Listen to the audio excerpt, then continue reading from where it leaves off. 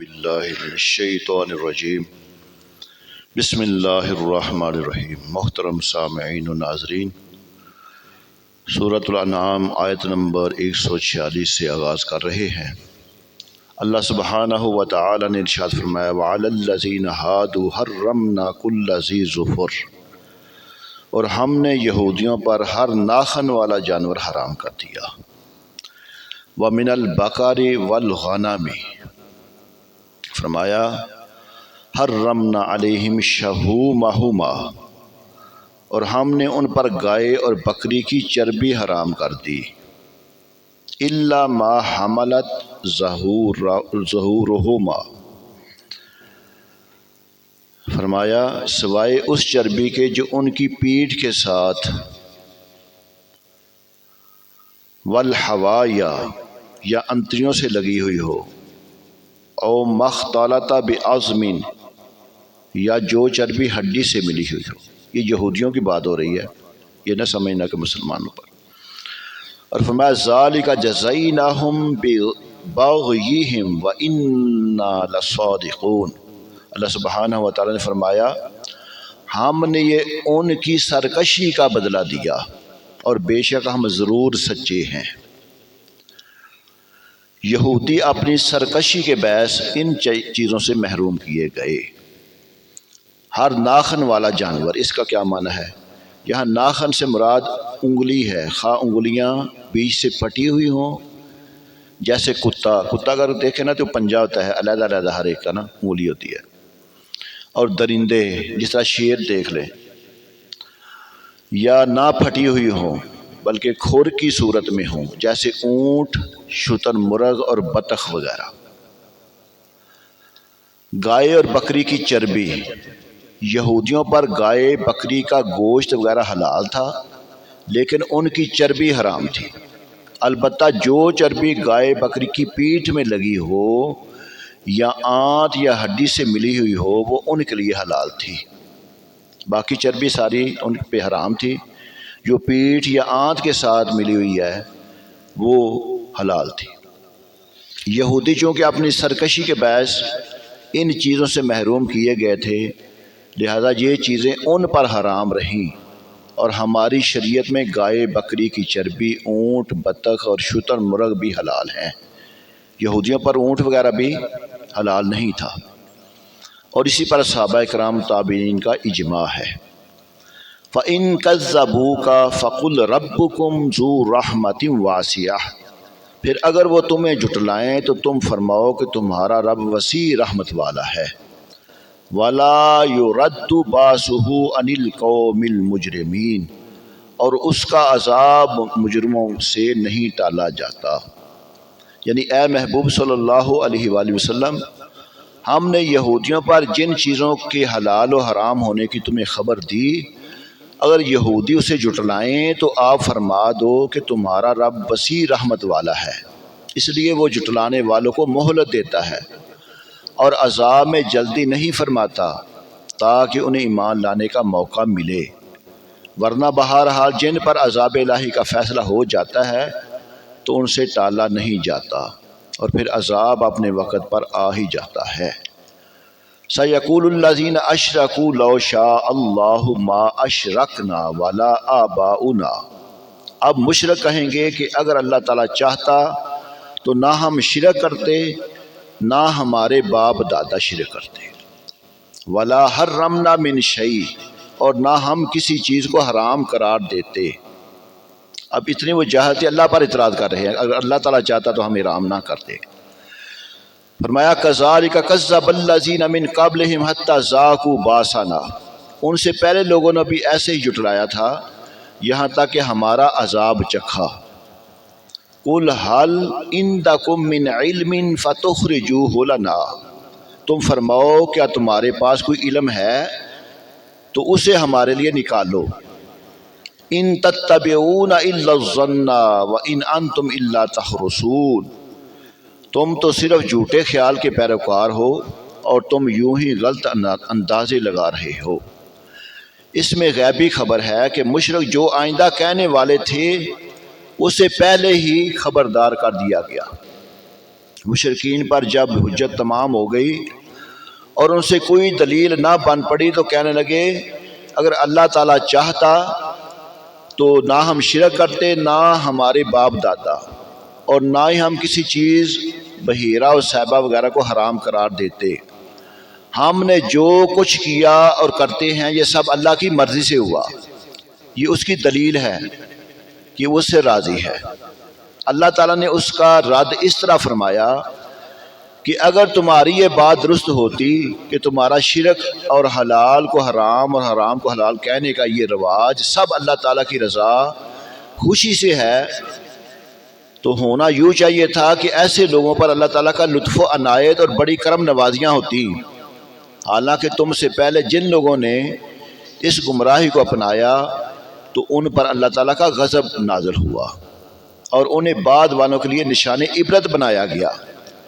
اب تم خود غور کرو کہ ایسی سنگین سزا مجرم اور نافرمان لوگوں کو دی جاتی ہے یا اطاعت گزار اور فرما بردار کو دی جاتی ہے۔ اب خود ہی تم اندازہ لگا لو، تمہارے سے پہلے جو تھے نا انہیں عذاب اس لیے دیا گیا تھا، یہودیوں کہا جا رہا ہے، کیونکہ انہوں نے نافرمانی کی، شرک کیا۔ اگر وہ فرما بردار ہوتے تو ان کو عذاب نہ دیا جاتا، ان کو بندروں کی شکل میں تبدیل نہ کیا جاتا۔ یہ پیچھے ہم پڑھ کے آئے ہیں۔ قُلْ فَلِلَّهِ الْحُجَّةُ الْبَالِغَةُ فَلَوْ شَاءَ لَهَدَاكُمْ أَجْمَعِينَ، تم فرماؤ تو کامل دلیل اللہ ہی کی ہے، تو اگر وہ چاہتا تو تم سب کو ہدایت دے دیتا۔ اس آیت کا معنی یہ ہے کہ ایسی دلیل جو تمام تر شکوک و شبہات کو جڑ سے اکھاڑ دے وہ صرف اللہ تعالیٰ کی ہی پاس ہے۔ اس آیت میں یہ تنبیہ ہے کہ اللہ تعالیٰ واحد ہے، اس نے رسولوں کو دلائل اور معجزات دے کر بھیجا اور ہر مکلف پر اپنے احکام کو لازم کیا، اور ان کو مکلف کرنے کے لیے یہ کافی ہے کہ اللہ تعالیٰ نے ان کو کام کرنے یا نہ کرنے کا اختیار دیا ہے۔ یعنی یہ جو تم کہہ رہے ہیں نا اللہ کی مرضی سے ہم نے کیا ہے، یہ ایسی بات نہیں ہے۔ اللہ تعالیٰ نے انسان کو عقل دیا ہے، پھر وہ اس کی افعال پہ اللہ تعالیٰ نے انسان کو اختیار دیا ہے۔ اللہ تعالیٰ نے فرمایا ہے کہ بندے یہ دو راستے ہیں، ایک سیدھا راستہ ہے اور ایک برا راستہ ہے۔ اگر سیدھا راستہ اپنائے گا تمہیں اچھا بدلہ ملے گا، اگر برائی کی طرف جائے گا تو پھر اس کا بدلہ بھی تمہیں برا ملے گا۔ جزاء بما كانوا يعملون، اللہ نے فرمایا کہ جو تو عمل کرے گا اس کا تجھے بدلہ دیا جائے گا۔ اور اللہ تعالیٰ کی حکمت یہی ہے کہ بندے اپنے اختیار سے ایمان لائیں اور اس کے احکام کی تعمیل کریں، ورنہ اگر وہ چاہتا تو جبراً سب انسانوں کو مومن بنا دیتا، لیکن یہ اللہ تعالیٰ کی حکمت میں نہیں ہے۔ اس لیے ان کا یہ کہنا بالکل لغو ہے کہ اگر اللہ تعالیٰ چاہتا تو ہم شرک کرتے نہ ہمارے باپ دادا کرتے، نہ وہ بحیرہ وغیرہ کو حرام قرار دیتے، کیونکہ اس قسم کا جبری ایمان اللہ تعالیٰ کا مطلوب نہیں ہے۔ اللہ تعالیٰ یہ چاہتا ہے کہ لوگ اپنی عقل سے کام لیں، حق اور باطل کو جانچیں، کھرے کھوٹے کو پرکھیں، انبیاء علیہ السلام کی تعلیمات اور شیطان کے وسوسوں میں فرق محسوس کریں، اور اپنے اختیار سے برے کاموں اور بری باتوں کو ترک کریں، اور شیطان کا انکار کر کے اللہ تعالیٰ پر ایمان لانے کو اختیار کریں۔ وہ جس چیز کو اختیار کریں گے اللہ تعالیٰ اسی چیز کو پیدا کر دے گا۔ ان آیتوں میں یہ دلیل بھی ہے کہ اللہ تعالیٰ نے انسان کو مجبور محض نہیں بنایا، مختار بنایا ہے، اور اس میں جبریہ کا بھی رد ہے۔ فرمایا قُلْ هَلُمَّا شُهَدَاءَكُمُ الَّذِينَ يَشْهَدُونَ أَنَّ اللَّهَ حَرَّمَ هَٰذَا، تم فرماؤ اپنے وہ گواہ لے آؤ جو گواہی دیں کہ اللہ تعالیٰ نے اس چیز کو حرام کیا ہے جسے تم حرام کہتے ہو۔ فرمایا فَإِن شَهِدُوا فَلَا تَشْهَدْ مَعَهُمْ، پھر اگر وہ گواہی دے بیٹھیں تو اے سننے والے تو ان کے ساتھ گواہی نہ دینا۔ وَلَا تَتَّبِعْ أَهْوَاءَ الَّذِينَ كَذَّبُوا بِآيَاتِنَا، اور ان لوگوں کی خواہشوں کے پیچھے نہ چلنا جو ہماری آیتوں کو جھٹلاتے ہیں۔ وَالَّذِينَ لَا يُؤْمِنُونَ بِالْآخِرَةِ وَهُمْ بِرَبِّهِمْ يَعْدِلُونَ، اور جو آخرت پر ایمان نہیں لاتے وہ اپنے رب کے برابر ٹھہراتے ہیں۔